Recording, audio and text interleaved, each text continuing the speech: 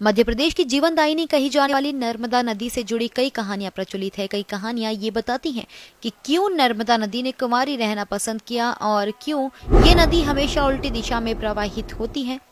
तो आइए जानते हैं क्या है नर्मदा नदी का इतिहास। नर्मदा नदी मध्य प्रदेश में स्थित अमरकंटक की पहाड़ियों से निकलती है।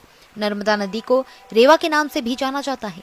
यह मध्य भारत की एक नदी और भारतीय उपमहाद्वीप की 5वीं सबसे लंबी नदी है। यह गोदावरी नदी और कृष्णा नदी के बाद भारत के अंदर बहने वाली तीसरी सबसे लंबी नदी है। मध्य प्रदेश राज्य में इसके विशाल योगदान के कारण इसे मध्य प्रदेश की जीवन रेखा भी कहा जाता है। नर्मदा नदी को लेकर कई लोक कथाएं प्रचलित हैं। एक कहानी के अनुसार नर्मदा, जिसे रेवा के नाम से भी जाना जाता है, जो राजा मैघाल की पुत्री है, उन्होंने नर्मदा से शादी के लिए घोषणा की कि जो राजकुमार गुलाबकावली के फूल उनकी बेटी के लिए लगाएगा, उसके साथ नर्मदा का विवाह होगा। सोनभद्र यह फूल ले आए और उनका विवाह तय हो गया। दोनों की शादी में कुछ दिनों का समय था। नर्मदा सोनभद्र से कभी मिली नहीं थी। उन्होंने अपनी दासी जुहिला के हाथ सोनभद्र के लिए एक संदेश भेजा। जुहिला ने नर्मदा से राजकुमारी के वस्त्र और आभूषण मांगे और उसे पहनकर वह सोनभद्र से मिलने चली गई।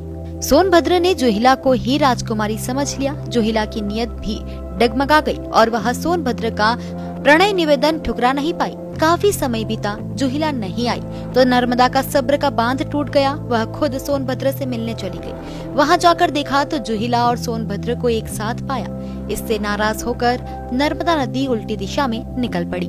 वहीं एक अन्य कहानी के अनुसार सोनभद्र नदी को नद कहा जाता है। सोनभद्र और नर्मदा दोनों के घर पास थे। अमरकंटक की पहाड़ियों में दोनों का बचपन बीता। दोनों किशोर हुए तो लगाव और बढ़ा। दोनों ने साथ जीने की कस्में खाई। लेकिन अचानक दोनों के जीवन में जुहिला आ गई। जुहिला नर्मदा की सखी थी। सोनभद्र जुहिला के प्रेम में पड़ गया। नर्मदा को यह पता चला तो उन्होंने सोनभद्र को समझाने की कोशिश की, लेकिन सोनभद्र नहीं माना। इससे नाराज होकर नर्मदा दूसरी दिशा में बहने लगी और हमेशा कुंवारी रहने की कसम खाई।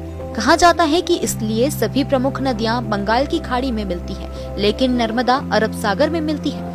भारत की इस पवित्र पावन नर्मदा नदी का उद्गम मध्य प्रदेश में मैकाल पर्वत के अमरकंटक के पास है। नर्मदा नदी अपने उद्गम से निकलने के बाद कपिलधारा नामक जलप्रपात बनाते हुए आगे बढ़ती है। रास्ते में कई घुमावदार मोड़ और घने जंगल और चट्टानों को चीरते हुए जबलपुर पहुंची है। यह नदी अमरकंटक से निकलकर करीब 1300 किलोमीटर से ज्यादा की लंबी दूरी तय करती है।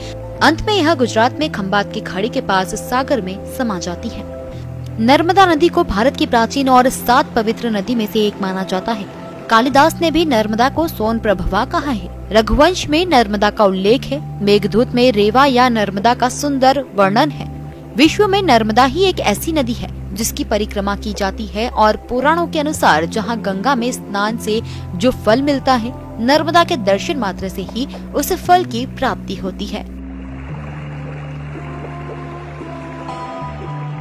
ऐसी ही और इंटरेस्टिंग न्यूज के लिए फॉलो कीजिए दीजियाना न्यूज को।